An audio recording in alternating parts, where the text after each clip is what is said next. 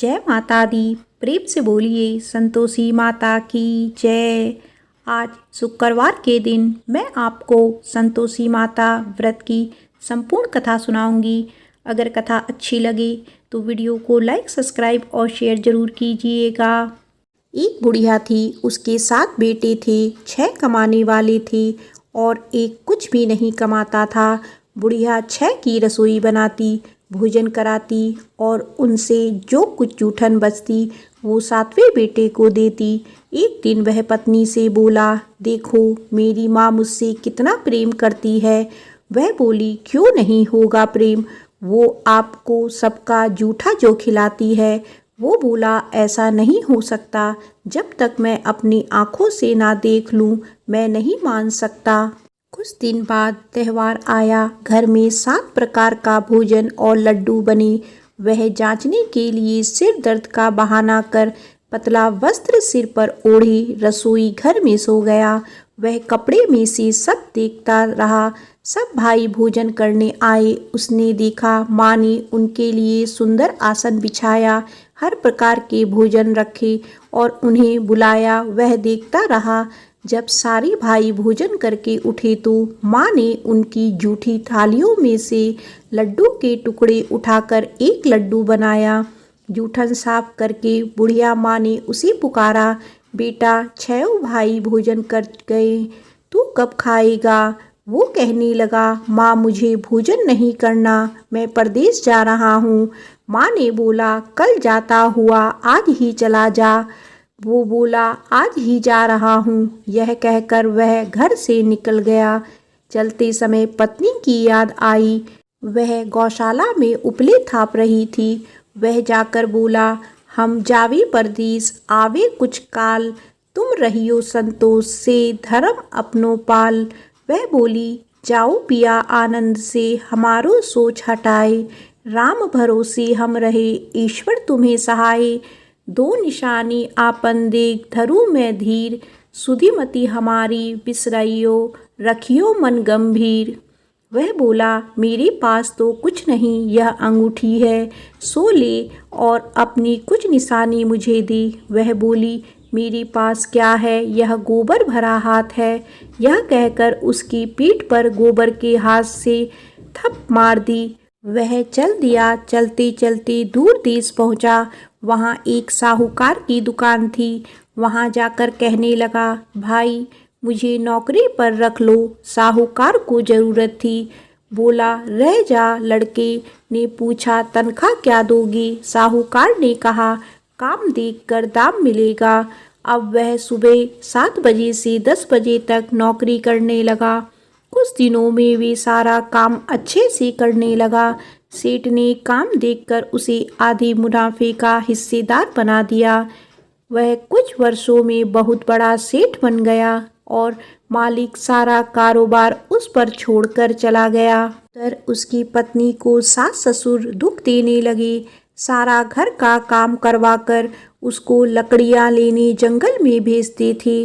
घर में आटे से जो भी भूसी निकलती उसकी रोटी बनाकर रख दी जाती और फूटे नारियल की नारेली में पानी। एक दिन वह लकड़ी लेने जा रही थी। रास्ते में बहुत सी महिलाएं संतोषी माता का व्रत करती दिखाई दी। वह वहां खड़ी होकर कथा सुनने लगी और उनसे पूछने लगी, बहनों तुम किस देवता का व्रत करती हो और उसके करने से क्या फल मिलता है। यदि तुम मुझे इस व्रत का महत्व बताओगी तो मैं तुम्हारी बहुत आभारी होंगी। तब एक महिला बोली, सुनो यह संतोषी माता का व्रत है, इसे करने से गरीबी का नाश होता है और जो कुछ मन में है वो सब संतोषी माता की कृपा से मिल जाता है। महिला बोली, 1.25 आने का गुड़ चना लेना, प्रत्येक शुक्रवार को निराहार रहकर कथा सुनना, मनोकामना पूर्ण होने पर उद्यापन करना। रास्ते में लकड़ी के बोझ को बेच दिया और उन पैसों से गुड़ चना लेकर माता के व्रत की तैयारी कर आगे चली और सामने मंदिर देखकर पूछने लगी, यह मंदिर किसका है। सब कहने लगे, संतोषी माता का मंदिर है। यह सुनकर माता के मंदिर में जाकर माता के चरणों से लिपट गई और विनती करने लगी, माँ मैं अनजान हूँ, व्रत का कोई नियम नहीं जानती हूँ, मैं दुखी हूँ। हे माता जगत जननी, मेरा दुख दूर करो, मैं आपकी शरण में हूँ। माता को बड़ी दया आई। एक शुक्रवार बीता कि दूसरे शुक्रवार उसके पति का पत्र आया और तीसरे शुक्रवार उसके पति ने उसको पैसे भेज दिए। यह देख जेठ जिठानी का मुंह बन गया और उसको ताने देने लगी कि अब तो इसके पास पैसा आ गया, अब यह बहुत इतराएगी।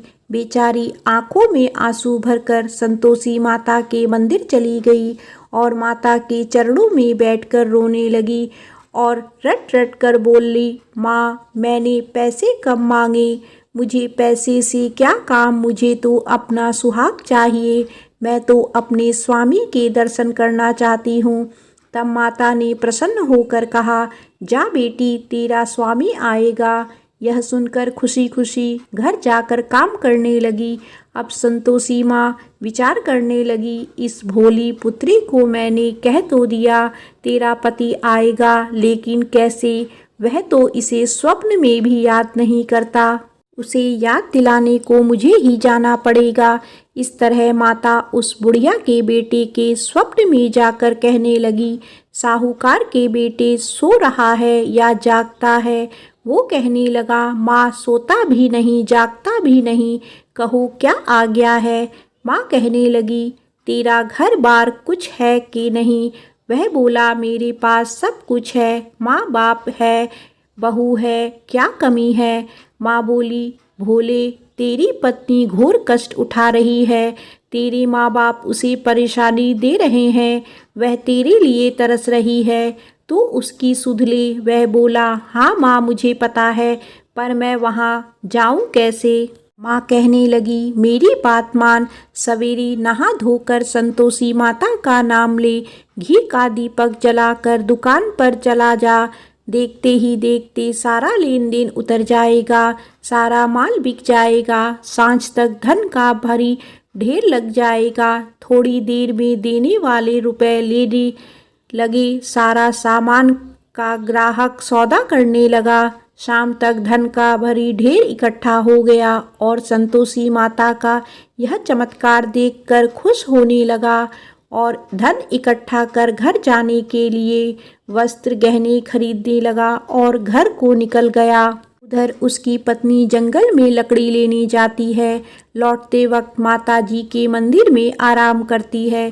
प्रतिदिन वह वहीं विश्राम करती थी।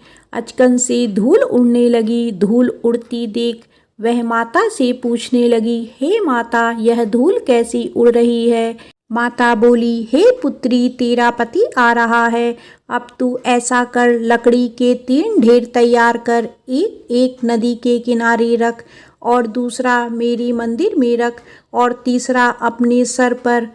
तेरे पति को लकड़ियों का गट्ठर देख तेरे लिए मोह पैदा होगा, वह यहाँ रुकेगा, नाश्ता पानी खाकर माँ से मिलने जाएगा, तब तू लकड़ियों का बोझ उठाकर चौक पर जाना और गट्ठर नीचे रखकर जोर से आवाज़ लगाना, लो सासू जी लकड़ियों का गट्ठर लो, भूसी की रोटी दो, नारियल के खोपड़े में पानी दो, आज मेहमान कौन आया है। माता जी से अच्छा कहकर जैसा माँ ने कहा वैसा ही करने लगी। इतने में मुसाफिर आ गया। सूखी लकड़ी देख उसकी इच्छा हुई कि हम यहीं आराम करें और भोजन बनाकर खा पी कर गांव जाएं। आराम करके गांव को चले गए। उसी समय सिर पर लकड़ी का गट्ठर लिए वह आती है। लकड़ियों का बोझ आंगन में उतारकर जोर से आवाज़ लगाती है, लो सासू जी लकड़ियों का गट्ठर लो, भूसी की रोटी दो, आज मेहमान कौन आया है। यह सुनकर उसकी सास बाहर आकर अपने दिए हुए कष्टों को भुलाने के लिए कहती है, बहू ऐसे क्यों कह रही है, तेरा मालिक आया है, आ बैठ भोजन कर, कपड़े गहने पहन। उसकी आवाज़ सुन उसका पति बाहर आता है। वह बोला, ठीक है माँ, मैंने इसे भी देखा और तुम्हें भी। अब दूसरे घर की चाबी दो, उसमें रहूंगा। माँ बोली, ठीक है। तब वह दूसरी मकान की तीसरी मंजिल का कमरा खोल सारा सामान जमाया। एक दिन पहर में राजा के महल जैसा ठाट बाट बन गया। अब क्या था, बहू सुख भोगने लगी। इतने में शुक्रवार आया। पति से कहा, मुझे संतोषी माता के व्रत का उद्यापन करना है। पति बोला, खुशी से कर लो। वह उद्यापन की तैयारी करने लगी। जेठानी के लड़कों को भोजन के लिए बुलाया। उन्होंने कहा, ठीक है, पर पीछे से जेठानी ने अपने बच्चों से कहा, भोजन के वक्त खटाई मांगना, जिससे उसका उद्यापन ना हो।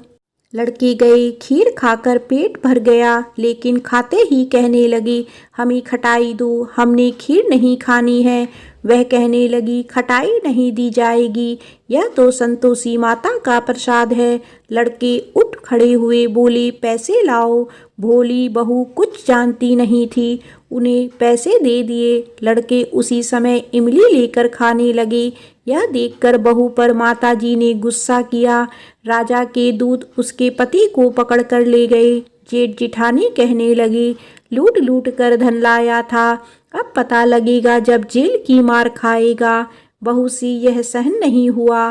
रोती हुई मंदिर गई। कहने लगी, हे माता, यह क्या किया। हंसाकर अब भक्तों को रुलाने लगी। माता बोली, बेटी, तूने उद्यापन करके मेरा व्रत भंग किया है। वह कहने लगी, माता, मैंने क्या अपराध किया है।